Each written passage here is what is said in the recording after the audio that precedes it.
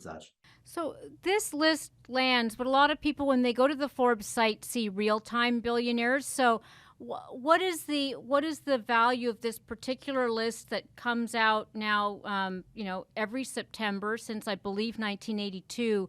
Is this just a baseline on which we then sort of measure the volatility of their stocks and such?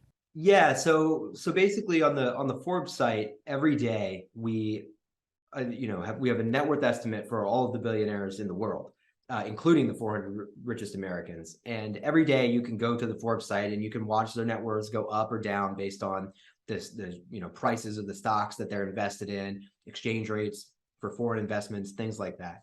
And so when we look at the 400 list, it's sort of we take a snapshot of a certain day, one day for everybody, and we say, as of this day, these are the 400 people in America who are the wealthiest. And it's sort of a way for us to take a step back and figure out, okay, what's going on now? What was compared to what was going on a year ago?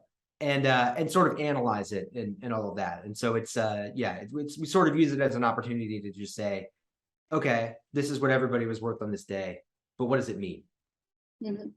Well, and let's say I'm from Central Casting, and I has the makeup of the list shifted much in terms of either demographics, gender, people of color? I mean, all the things where typically a lot of people are underrepresented on this list.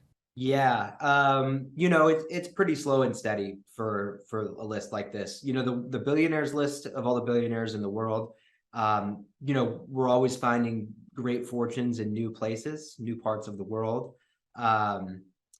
In America, especially, it's definitely slow and steady, and so it certainly is a list that is very much still dominated by men and still dominated by white men, and it's maybe not entirely surprising because structurally, the requirements to amass a fortune of this size, it's not easy to do, and it's hard enough if you don't have extra things working against you.